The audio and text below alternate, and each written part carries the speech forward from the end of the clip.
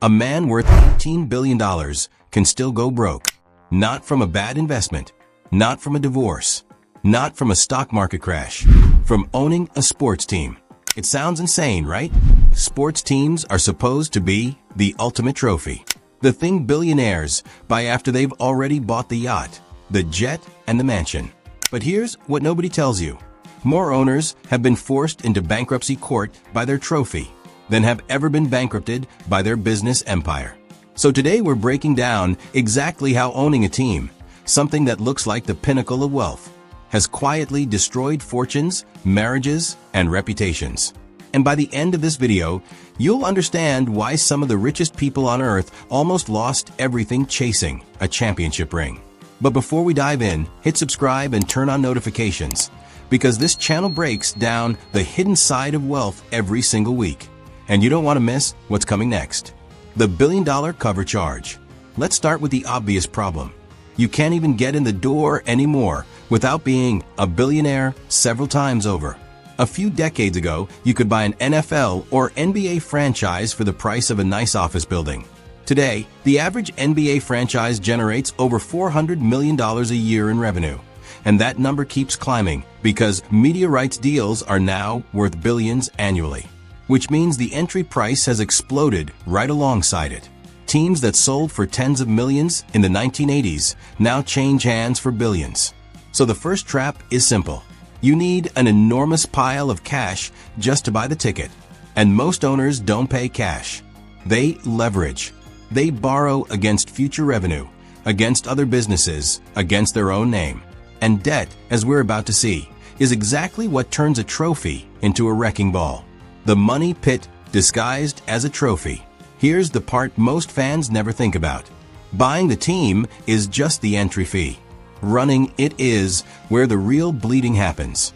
Player salaries alone can devour the majority of a team's budget. In basketball, teams that spend above the luxury tax threshold don't just pay their players more, they get hit with an additional penalty tax on top, sometimes paying more in fines than some entire franchises were worth a generation ago. Add coaching staff, medical teams, travel, marketing, and stadium upkeep, and you've got a business that can lose tens of millions a year, even while looking enormously successful from the outside. And then there's the arena. Building or renovating a stadium isn't a side expense, it's a second fortune.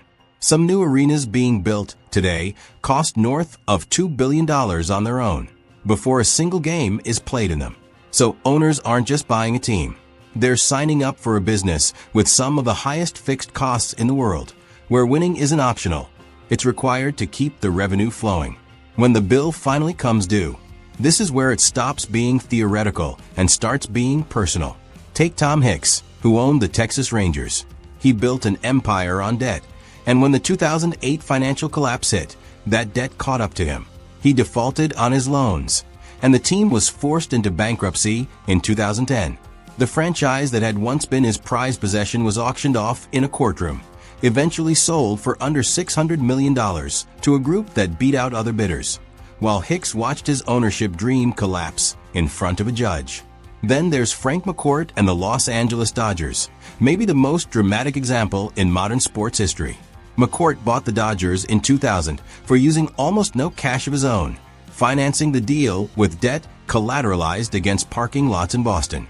For years, he ran the team while reportedly pulling tens of millions of dollars out of franchise accounts for personal use. When his marriage collapsed in a brutal headline-grabbing divorce, the financial mismanagement came spilling out into public record. By 2011, the Dodgers couldn't make payroll without an emergency loan. Major League Baseball stepped in and took control of the team.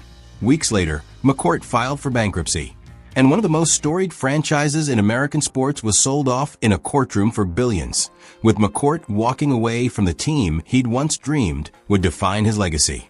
It wasn't just baseball. In hockey, the Phoenix Coyotes filed for bankruptcy after their owner ran out of money to keep the franchise afloat, and the league itself had to buy the team just to keep it from collapsing entirely. In Chicago, the Cubs' parent company filed for bankruptcy protection in 2009, forcing the sale of one of baseball's most beloved franchises through the courts. Comment below, who's your favorite team, or would you buy a sports team if you were a billionaire?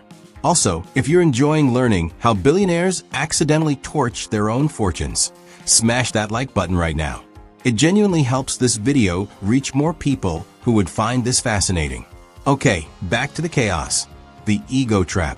So if owning a team can financially wreck you, why do billionaires keep lining up to do it?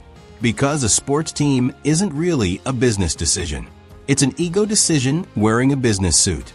Owning a franchise puts your name on something millions of people watch every week. It gets you courtside seats next to other billionaires.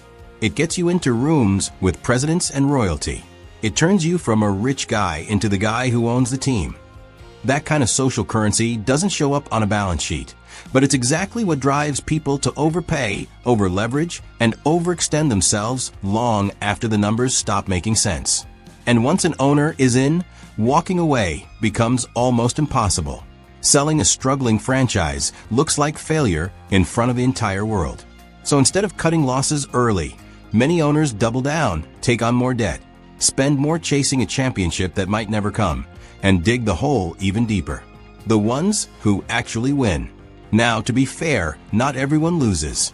Some ownership groups have turned franchises into extraordinary investments, especially those who bought decades ago before prices exploded, or those who run their teams like disciplined businesses instead of vanity projects. The Dodgers themselves, after being sold out of bankruptcy, became worth billions more within just a few years under new ownership. So this isn't a guarantee of failure. It's a high-stakes game where the house always demands more than you expect. But here's the uncomfortable truth. For every owner who turns a franchise into a gold mine, there's another who turns it into the most expensive mistake of their life. And the line between the two often comes down to ego versus discipline. The bigger picture. Despite everything we've just covered, there is a silver lining buried in all this madness. Every dollar an owner pours into a franchise, even the reckless billionaires chasing status, ends up funding something real. Player salaries support families. Stadium construction employs thousands of workers. Local economies around arenas thrive on game nights. So even when ownership turns into financial disaster for the person at the top, it often still creates value for everyone underneath them. Which brings us to the real question this video raises. Sports team ownership isn't really about smart investing. It's about ego legacy and the desperate need to be seen as more than just rich. And that desire has bankrupted more billionaires than almost any other purchase on earth. Here's what we want to know. If you had billions to spend, would you ever buy a sports team, knowing what you now know? Or would you stay far away from this billionaire money trap? Let us know in the comments below. And if this video opened your eyes to how fragile even billion-dollar fortunes can be, subscribe for more economic deep dives on industries, technologies, and global trends. New videos are coming soon, so stay tuned here.